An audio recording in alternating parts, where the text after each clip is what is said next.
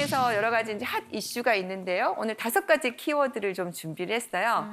2020년 신문사에서 설문조사를 했는데 기혼 남성의 41.3%가 외도를 한 경험이 있다라고 얘기를 하고 정의 경우에도 24.4% 정도가 그런 경험이 있다고 얘기를 했어요. 그러면은 기혼자 중에서 3명 중에 1명 정도는 외도를 한 경험이 있다 이렇게 볼 수 있는데 사실은 이제 이 외도 문제가 갈수록 진짜 많은가 봐요. 그래서 뭐 인터넷 카페 같은 데서 이런 것들을 얘기하는 것들이 굉장히 많이 만들어지고 있다는 뉴스 들어보셨을 거예요. 거기에 화제가 된 은어들이 좀 있더라고요. 오늘 초성 퀴즈를 마련해 봤는데 한번 맞춰보실까요? 오! 이게 줄임말이구나. 이혼 여성. 금지된 사람, 기혼 남성, 미혼 기남미요. 기혼 남성, 기혼 네. 이런 것들을 사용하면서 그 안에서 자기들끼리 서로 이렇게 정보를 공유를 한대요. 거기가 카페가 5만 명이 이상의 카페도 있다고 해요. 근데 그게 뭐 카페가 하나가 아니라 여러 가지가 되고 있다고 하니까요. 그런데 이 카페에 가입을 하려면 내가 불륜을 하고 있다는 것을 인증을 해야 돼. 와, 정회원이 돼서 거기 들어가서 이렇게 은어를 가지고 대화를 나눌 수가 있는 거죠. 그만큼 교묘하게 어디 가면은 들키지 않고 만날 수 있느냐. 그다음에 내가 들킬 뻔했을 때 배우자에게 어떤 핑계를 대면 것이냐 이렇게 서로 이렇게 정보를 공유하고 있다고 합니다. 그래서 화제가 된 키워드를 좀 준비를 했어요. 바로 정서적 외도. 좀 들어보셨나요? 정서적인 외도? 정서적 정서적 외도? 최근에 이제 오피스 와이프, 오피스 허즈번드 때문에 이혼이 더 늘어났다고 하고 비슷한 상담들이 좀 많이 있어요. 뭐 남사친, 여사친 이 경계를 이제 넘나드는 관계가 참 문제인데 실제로 제가 이제 상담을 한 케이스 중에 하나였는데요. 남편이 들어오질 않아서 음식물 쓰레기를 두고 나갔어요. 그런데 남편이 바로 밑에서 전화를 받고 있는 거예요. 뭐 걱정하지 말아라. 내가 내일 도와줄게. 괜찮아, 괜찮아. 잘 자. 나한테는 한 번도 그런 말 해준 적이 없는 남편인데. 그래서 이제 누구냐? 그랬더니 당신이 아는 그 사람 직장 동료 누군데? 에이?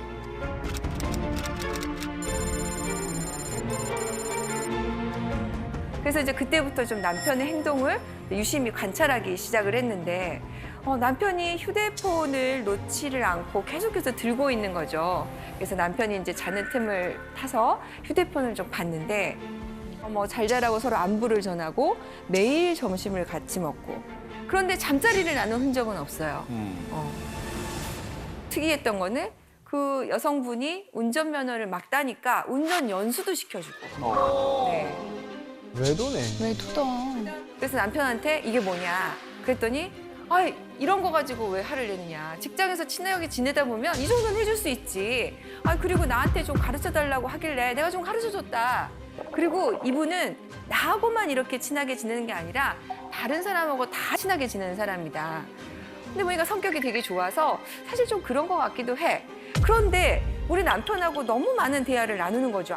그래서 부인이 여기에 대해서 이제 이런 관계를 좀 정리해달라. 이렇게 친하게 안 지냈으면 좋겠다고 요청을 했습니다. 그런데 남편의 반응은 오히려 화를 내면서 부인을 의부증으로 모는 거죠. 그래서 이혼 소송을 제기할까라고 이제 고민을 하고 상담을 오신 거였어. 자, 이렇게 이혼 청구를 한다면 이혼 사유가 될 수 있을까요? 이혼 사유가 될 것 같은데요. 네. 일단은 부부간의 신뢰가 조금 이렇게 서서히 깨지기 시작하는 그런 상황이어서 지속적인 어떤 부부 생활이 어려울 것 같아서 아마 이혼 사유가 됐다라고 저는 생각을 합니다. 네. 만약에 정말 자연스럽게 동료 누가 나한테 연수시켜달래. 뭐 내가 돈을 받아야 되나? 이런 식으로 와이프랑 좀 편하게 얘기할 수 있는 거였다면 문제가 되는 관계가 아니었을 거예요. 네. 연수를 시켜줬다 하더라도. 근데 그걸 와이프가 모르게 했잖아요. 그러니까 그게 항상 문제가 되는 것 같아요. 말할 수 없는 관계가 생긴다는 거. 4주 후에 보죠. 네. 우리 이제 패널분들이 잘 지적을 해주셨는데요. 많은 분들이 육체적인 관계에 이르지 않으면 이 경우에는 이혼 사유가 되지 않는다라고 생각을 하는데 실제로 지금 가정법원에서 부정행위라고 했을 때는 훨씬 넓게 봐요. 그래서 야심한 시각에 갑자기 서로 하트를 주고받는다. 아무 말 없이. 네. 그리고 잘 자? 자고 있어? 이렇게 야심한 시각에 한다. 그러면 이것만으로도 넓게 봐서 부정행위다라고 지금 법원이 보고 있습니다. 서로 일을 돕다 보면 또 친밀한 관계가 되고 또 배우자하고 나눌 수 없는 얘기를 나눌 수 있는 관계가 또 되기도 하죠. 그런데 정말 중요한 문제는 배우자가 싫어할 것 같아서 얘기를 안 하다가 비밀이 생기기 시작하는 경우, 결정적으로 배우자가 이 관계를 정리하라고 했는데 그거를 정리하지 못하는 경우, 이건 이혼 사유가 될 수 있다고 생각을 합니다. 그래서 이에 대해서 조금 오해가 없으셨으면 좋겠고요. 이런 일이 생기면 배우자에게 단호하게 나는 이런 게 싫다. 나는 이것을 안 했으면 좋겠다. 이 관계는 정리했으면 좋겠다라고 저는 얘기를 해주셨으면 좋겠습니다. 근데 이제 문제는 아까 제가 말씀드린 사례에서 휴대폰을 몰래 보는 게 문제예요. 그죠? 네, 많이들 알고 계시지만 배우자의 경우에도 비밀번호를 공유하지 않은 상태에서 들어가서 보는 것은 개인정보법 위반이고요. 비밀침해죄가 됩니다. 그래서 정말 이게 뭔가 있는 것 같은데 어떻게 하면 좋을지 해가지고 가끔 이제 저희가 상담해 오시는 분들 보면 탐정업체, 뭐 흥신소 업체, 조사 업체를 좀 소개해 주실 수 없냐 막 이렇게 많이 문의를 해 오세요. 그런데 이게 지금 개인정보를 침해하고 이렇게 뒤따라다니고 하는 것은 전부 다 불법입니다. 그리고 현재 법원에서는 위법하게 수집한 증거는 채택을 하지 않으려고 해요. 네. 그리고 또 비용도 굉장히 비싸요. 하루에 30만 원에서 뭐 많게는 80만 원까지 가고요. 또 이런 게 이제 하루 이틀에 밝혀지는 게 아니니까 자꾸 정보를 못 구한다고 해서 기간을 연장시키는 거죠. 그래서 실제로 한 달에 한 3천만 원 정도 쓰신 분을 봤어요. 그리고 또 내가 지금 의뢰를 받았는데 당신이 돈을 2배로 주면 내가 이거를 안 하겠다. 라고 하는 거를 제가 실제로 상담 중에 그런 문자 받는 걸 봤거든요. 그래서 이쪽으로 괜히 좀 힘을 안 쓰셨으면 좋겠고요. 그러면은 어떻게 알게 되냐 이런 것들 고민하시거든요. 그렇죠. 그 배우자의 외도 징후를 찾아낼 수 있는 방법 네. 없을까요? 그러게요. 네. 그런데 제가 이제 보니까 아무래도 이제 일상을 같이 하다 보니까 평소와 다른 행태는 눈에 보입니다. 제일 첫 번째가 뭘까요? 우리 사례에서 남편이 핸드폰을 놓지 않는 거예요. 화장실 갈 때도 가져가고 베개 밑에 두고 자고. 그리고 패턴을 자꾸 바꾸고. 그게 뭐예요? 그 핸드폰이 바로 판도라의 상자. 그래서 이거를 펀도라의 상자라고 하더라고요. 또 두 번째도 뭐가 있을까요? 특이점이?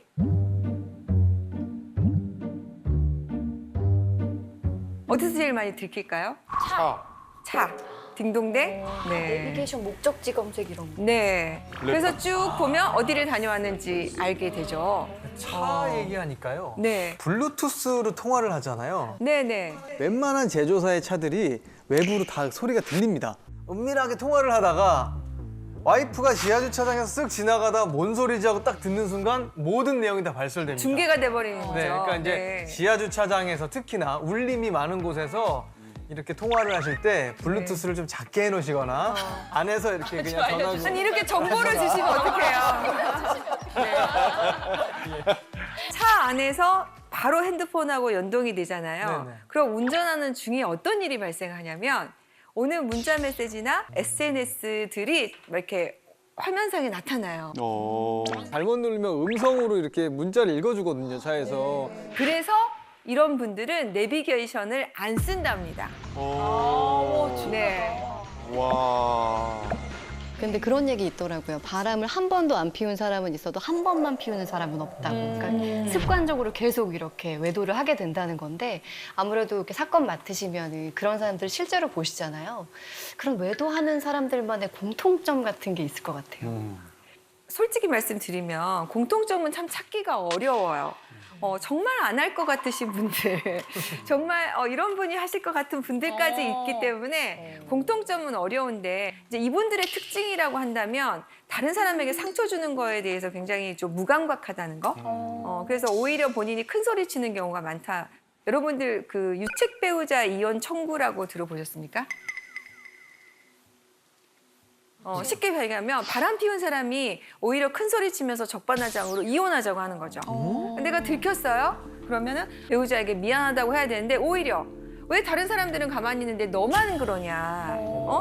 이 정도는 다 누구나 하는 거 아니냐. 내 친구들 다 물어봐도 다 괜찮은데 나만 지금 이렇게 산다라고 하면서 오히려 이혼 청구를 하는 경우가 있죠. 실제로 이제 사례를 이제 좀 소개를 해드리면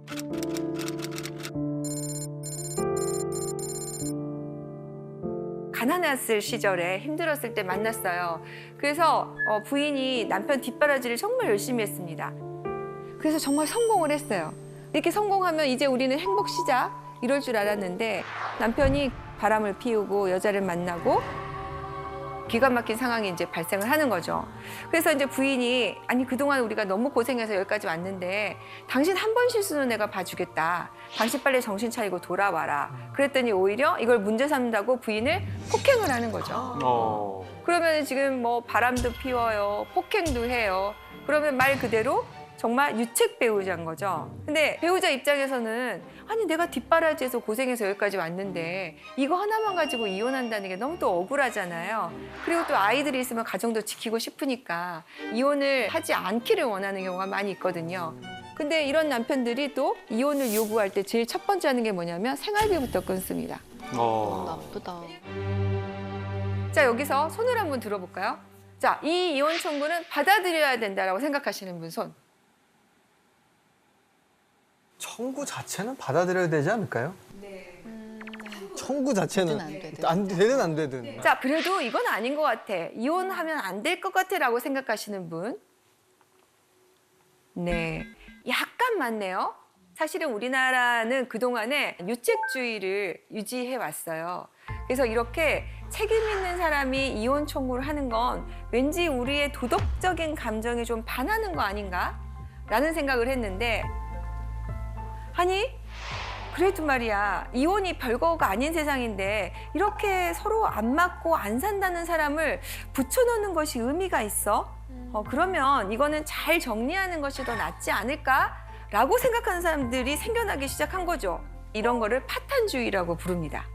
어느 사이엔가 전 세계에서 대부분의 나라에서 파탄주의를 채택을 했어요.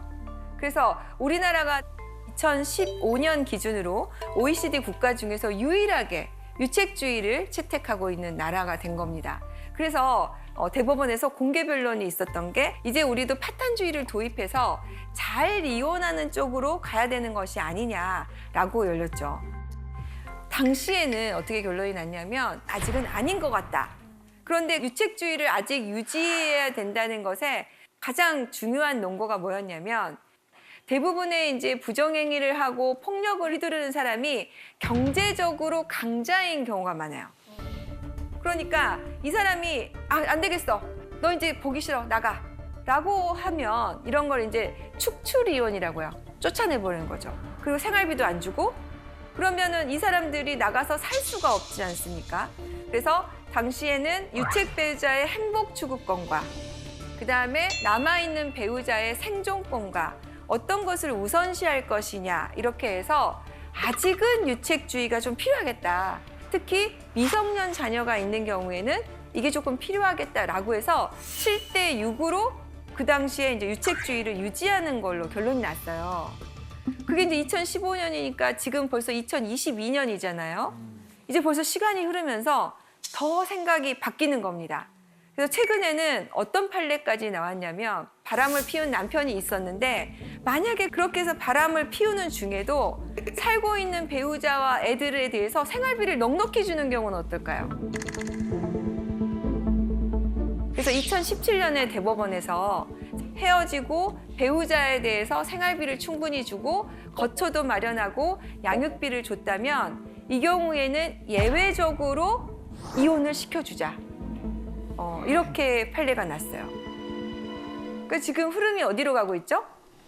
파탄주의로. 점점 파탄주의로 가고 있는 실정입니다. 그래서 앞으로는 우리가 이혼을 바라보고는 시점에서도 조금 더 지금 있는 삶을 잘 정리해서 앞으로 어떻게 살 것인가 라는 쪽으로 좀 가고 있는 것 같아요.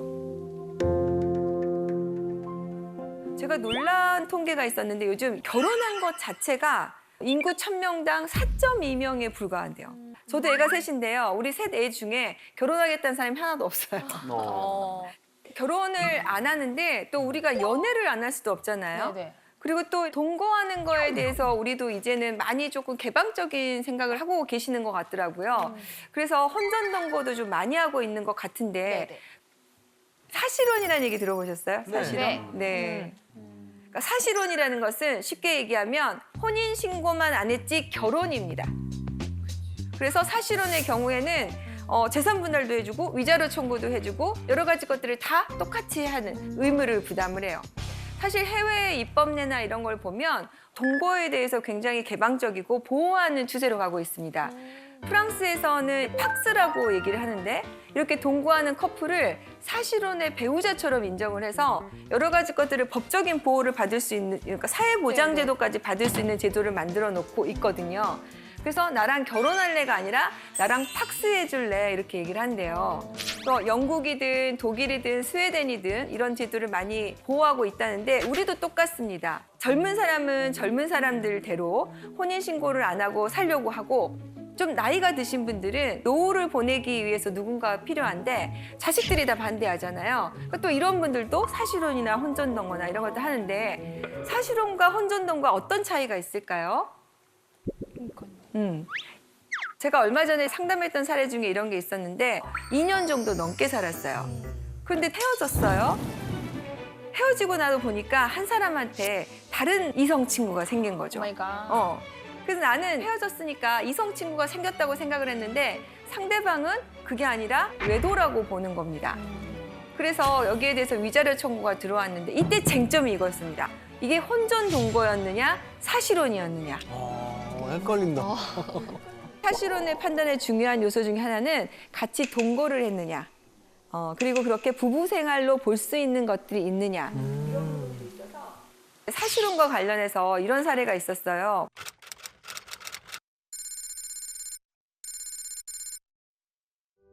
나는 결혼을 했다고 생각을 하고 서로 뭐 부모님들도 인사하고 결혼식도 올리고 했는데 막상 혼인신고를 할 때가 되니까 남편이 우리 조금 뭐 이렇게 서두를 거 있어. 요즘은 뭐 다 안 하고 산다는데 부인도 왠지 자존심이 상하잖아요. 내가 그래도 혼인신고를 해달라는 것도 그렇고. 근데 또 남편이 잘하는 거예요. 그래서 둘이 이제 알콩달콩하게 살았습니다. 그래서 남편이 돼지 농장을 하니까 뭐 그것도 도와주고 그다음에 시부모님이 아프시면 돌보기도 하고 그렇게 해서 4년, 5년이 됐는데 이제 곧 아이도 좀 가져야 되는데 혼인신고가 해야 되지 않을까라고 했어요. 남편의 태도가 좀 이상해진 거죠. 보니까 남편 주머니에서 모텔 영수증이 발견된 겁니다. 네. 네. 근데 보니까 자기만 몰랐어요. 주위에서는 다 알고 있는 거예요. 너무 충격을 먹은 거죠. 그래서 이제 소송에 들어가게 됐는데 이걸 사실혼으로 볼 것이냐의 문제인데 혼전 동거는 말하자면 친구 사이, 애인 사이 정도에 그치는 거죠. 그래서 호칭 자체가 좀 다르죠? 뭐 여자친구, 남자친구. 여자친구, 남자친구죠. 며느리나 뭐 사위 이런 표현을 쓰지 않는 겁니다. 제가 방금 말씀드린 것처럼 결혼식을 올리고 한 대에 살고 부부라는 호칭을 쓰고 이럴 경우에는 사실혼으로 인정을 해줍니다. 그렇죠. 그 뭐 빼박이죠. 쉽게 얘기하면 이렇게 표현할 수가 있을 것 같아요. 이 동거하는 기간을 결혼 생활이라 생각했느냐 아니면 이렇게 잘 맞으면 결혼할 수도 있지라고 생각하느냐에 따를 것 같아요. 좀 구별이 되세요? 네. 네. 자, 아까 혼전 동거 같은 경우에는 2년을 살아도 그건 사실혼이 아니에요.